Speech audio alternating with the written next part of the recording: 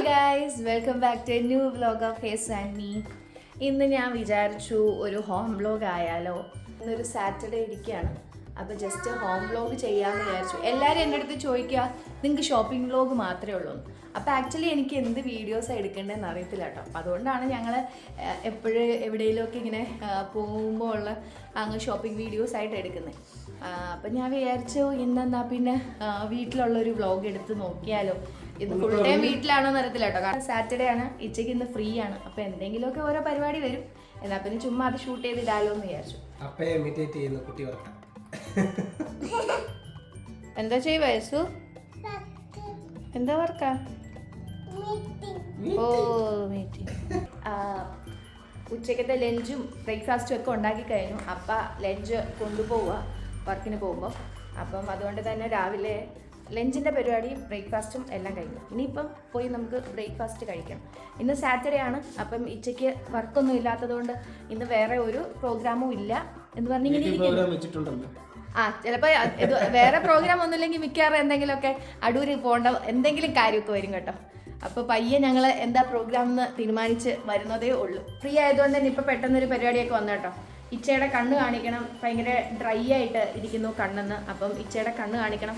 പിന്നെ എനിക്ക് ഈയിടെയായിട്ട് വണ്ടിയിലൊക്കെ കയറുമ്പോഴത്തേക്ക് തന്നെ ഭയങ്കര തലകറക്കല്ല, ഇത് തലവേദന. വിചാരിച്ചു എന്നാൽ പിന്നെ എൻ്റെ കണ്ണൂടെ കാണിച്ചേക്കാം. രാവിലെ തന്നെ ഇന്ന് നല്ല മഴയാട്ടോ. അടൂരാണെങ്കിൽ പുതിയതായിട്ട് ഒരു ഐ ഹോസ്പിറ്റലൊക്കെ വന്നിട്ടുണ്ടോ, പ്രിസൈസ് എന്ന് പറയുന്നത്. എന്നാൽ അവിടെ ഒന്ന് പോയി നോക്കാമെന്ന് വിചാരിച്ചു. പിന്നെ എനിക്ക് ഈ ഇടയ്ക്ക് എന്താ ഈ ചുമയും ഇതുമൊക്കെ വന്നപ്പോഴത്തേക്ക് ഡോക്ടർ ഒരു ബ്ലഡ് ടെസ്റ്റ് കൊടുത്തത്. പറ്റുകയാണെങ്കിൽ ആ ബ്ലഡ് ടെസ്റ്റ് കൂടെ ഒന്ന് ചെയ്യണം.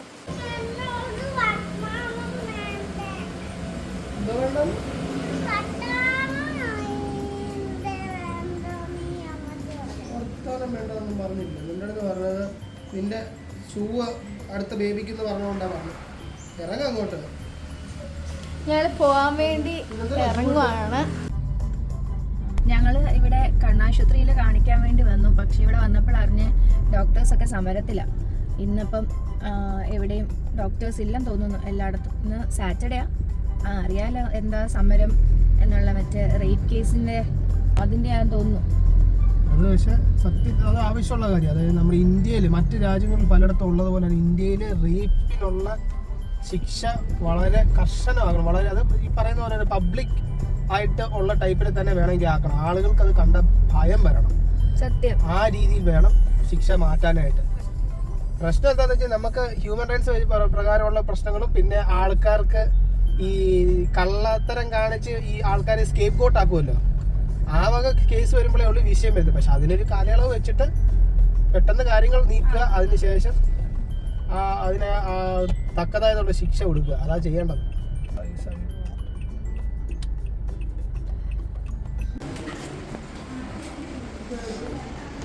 എൻ്റെ കാല് കേസ് കുട്ടിച്ചു കളഞ്ഞു.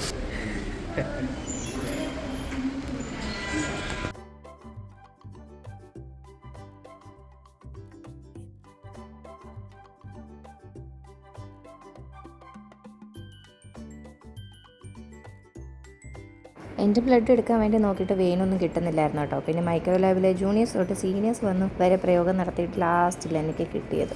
ഒരു 4 പേരെങ്കിലും മാറിപ്പോയിട്ട് വന്നിട്ടാട്ടോ എൻ്റെ ബ്ലഡ് എടുത്തത്. 1-2 സ്ഥലത്തൂടെയൊക്കെ പോയിട്ട് ഞങ്ങൾ നേരെ വീട്ടിൽ വന്നു കേട്ടോ. വിശന്ന് വന്നതുകൊണ്ട് ഹേസപ്പിന് ഞാൻ ചോറ് കൊടുത്തു, അത് കഴിഞ്ഞ് കുളിപ്പിച്ചു, അത് കഴിഞ്ഞ് അവളെ കിടത്തി ഉറക്കി കേട്ടോ. ഞാൻ 2 വർഷം മുമ്പ് ഇതേപോലെ കറ്റാർവാഴ നട്ടു. ഇടയ്ക്കൊക്കെ ഇങ്ങനെ മുടി സംരക്ഷണമൊക്കെ ചെയ്യാം, അല്ലെങ്കിൽ മുഖത്തൊക്കെ തേക്കാമെന്ന് വിചാരിച്ചിട്ട് ഞാൻ ഈ കറ്റാർവാഴ നട്ട് വെച്ച കേട്ടോ. അതിപ്പോൾ നട്ട് വെച്ചിട്ട് ഏകദേശം 2-3 വർഷമായെന്ന് തോന്നുന്നു. ആൻറ്റിയുടെ അവിടെ നിന്ന് എടുത്തുകൊണ്ട് വന്ന് വെച്ചാൽ. എനിക്ക് പിന്നെ ഒട്ടും മടിയില്ലാത്തതുകൊണ്ട് ഇന്നേ വരെ അതിനകത്തൊന്നും ഒരു ഇതുപോലും പറിച്ചിട്ടുമില്ല, തേച്ചിട്ടുമില്ല. അപ്പം പിന്നെ അത് തേച്ചേക്കാം എന്ന്. ഒറ്റ കൈ കൊണ്ട് ഇത് മീൻസ് മുറിച്ചെടുക്കാൻ എനിക്ക് പറ്റാത്തത് കൊണ്ട് ഞാൻ വീഡിയോ ഓഫ് ചെയ്യും. അല്ലെങ്കിൽ എൻ്റെ കൂട്ടത്തിൽ ഇതേ കുട്ടി വ്ളോഗറുണ്ട്, ബ്ലോഗറിനെ കൊടുത്ത് നോക്കട്ടെ. ഈ ഒരു തണ്ട് നമുക്ക്